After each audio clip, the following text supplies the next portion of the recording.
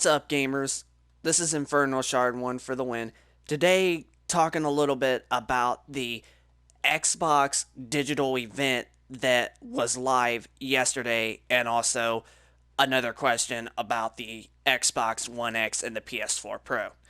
So, yesterday, Microsoft had their digital event, and it honestly was getting mixed reviews. Like, there was people that wasn't really happy with the event, and there were some people that were happy with the event altogether, and then there were some people that were not so happy with certain of the trailers and the footages of the games, and then there were certain games that people were actually happy about. Now, I will admit one thing though, that even though Microsoft said that this was going to be gameplay footage, there was only like one or two games that they showed off of gameplay. But there actually was a couple of games that honestly looked very interesting to me. And honestly, I might actually give them a shot. And they they just look so interesting to me, and I might end up getting them for my Xbox Series X. Now, this is Series X footage that you were actually seeing, and another complaint that some people are having with this digital event is that the games honestly don't look that much different from what we currently have with the Xbox One X and the PlayStation 4 Pro, which you gotta think, like, we're basically still getting games made for the PS4 and Xbox One generation of consoles right now.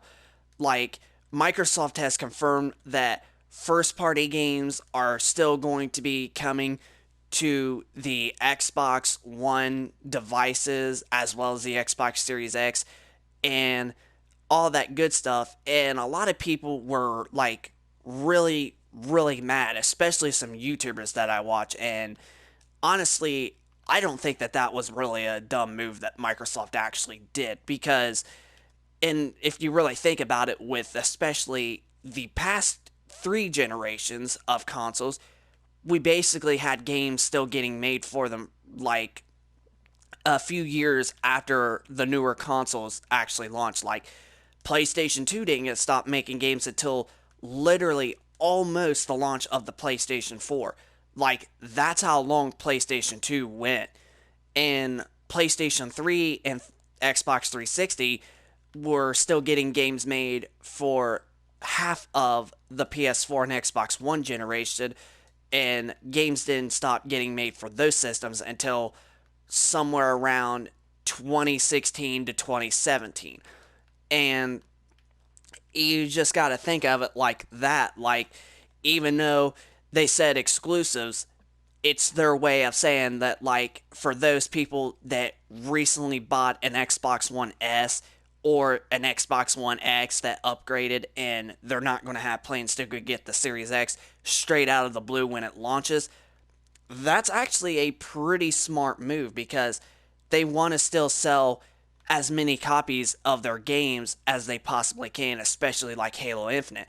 Now, the way that they're talking about, especially like with Madden 21, that if you buy the game on Xbox One and you get it for free on the Series X as the Series X version, that a little bit right there makes me a little bit happy, because if I'm actually going to plan on getting games for both of the generations, current and next gen, just so I can honestly tell the difference and play the difference of the graphics, the resolution, and how just to play the different versions, and do testing of the which version is the best and which one performs the best or something like that.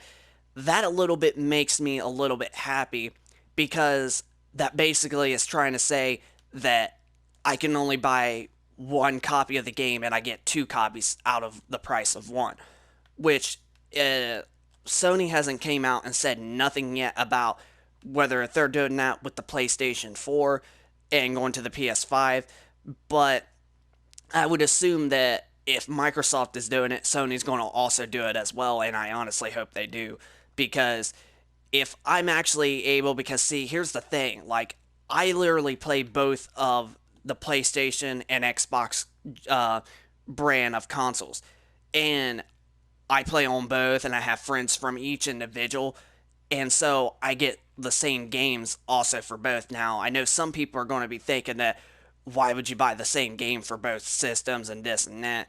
And mostly it's because, well, sometimes I like to play the game and get the achievements off of Xbox or get the trophies off of PlayStation or play with the friends that I only have on Xbox and play with the friends that I only have on PlayStation, and also to see the different, the graphics, the different style and such, and to play with the different controllers. Like, there's just so much with having games for both of the, both platforms.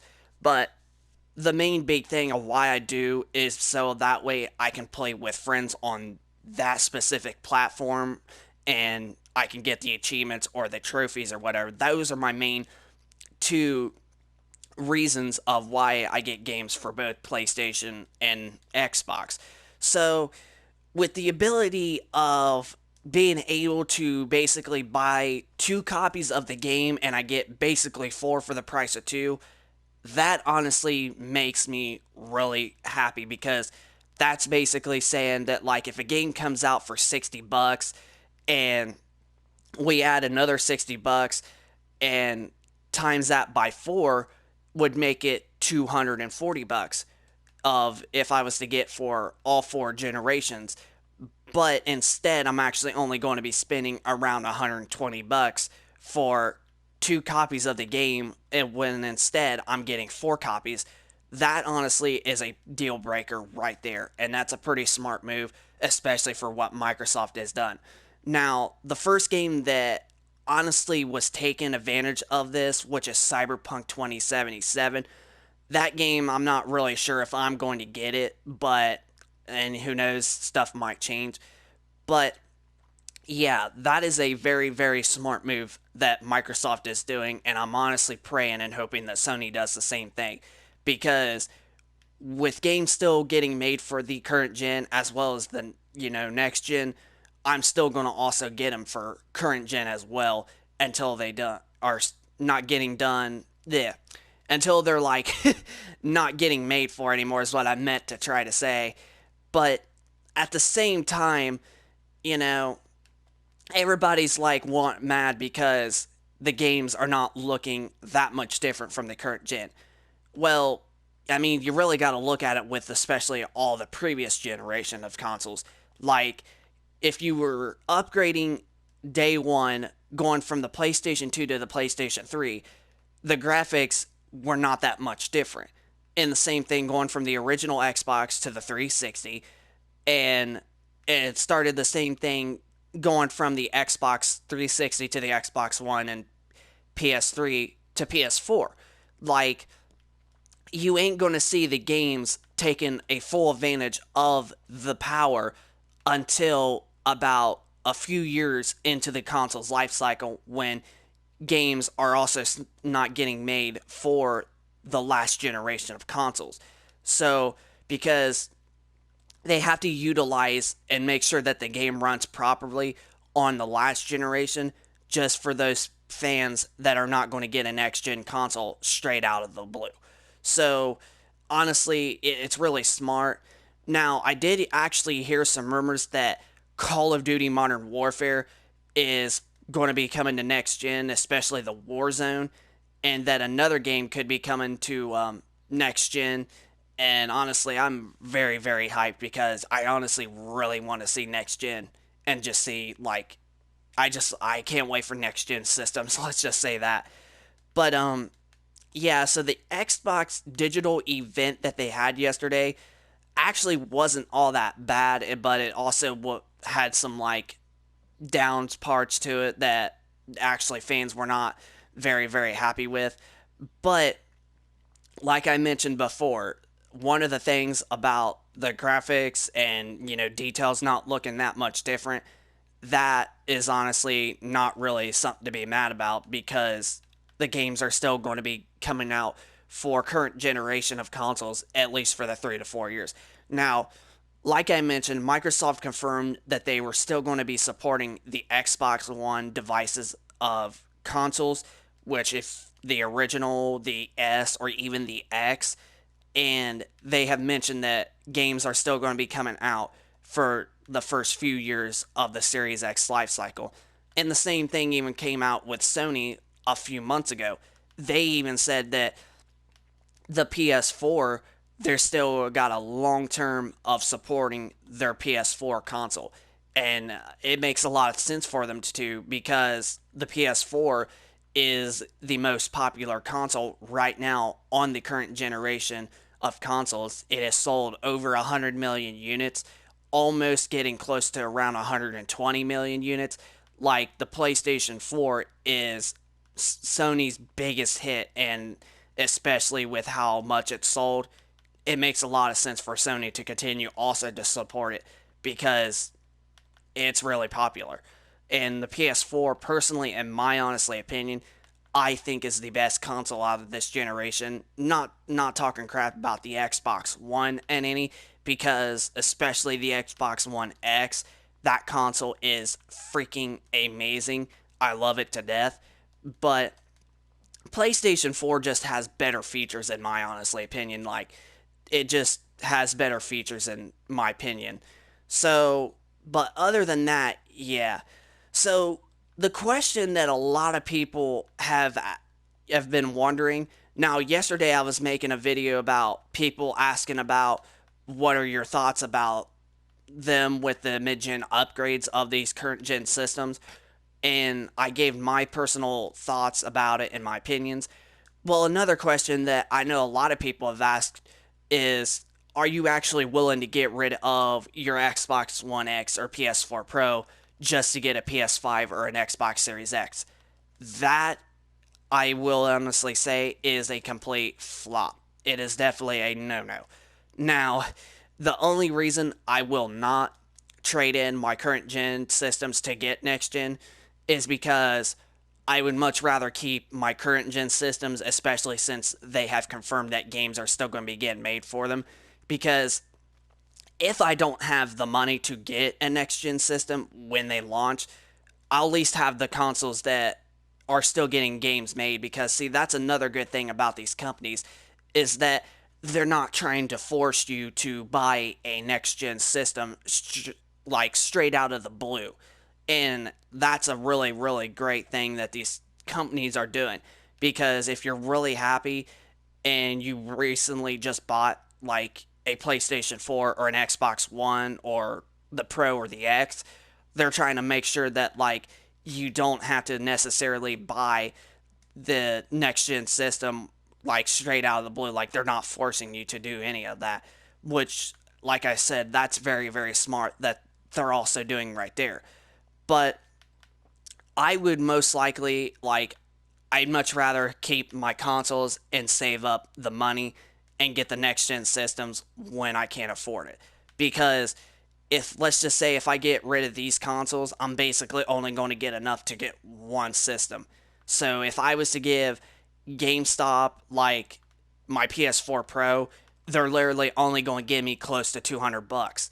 And if I give them the Xbox One X, they're going to most likely give you the same price, because I think that's about how much that GameStop, it basically gives you money for trading in your current generation systems. Is they only give you like $200 for both the Xbox One X and PS4 Pro individual. So, and if the consoles are going to be $500, I still basically didn't get enough money to basically get a next gen system. I'm only going to have $400. So I honestly think it's honestly just smarter to keep your current gen system and make sure you have something to play. And then until you get the money, then you can upgrade. I mean, you could also sell your consoles by the time you upgrade, but me, I'm a hardcore gamer and I honestly like keeping my older consoles because like I like going back and playing some old games every once in a while. Like just the other day I went back and played WWE 2K15 and Destiny 1 on the 360 like a week and a half ago, just to go back and play the old versions of those games. So yeah, so I'm basically a hardcore gamer that likes to keep their older consoles.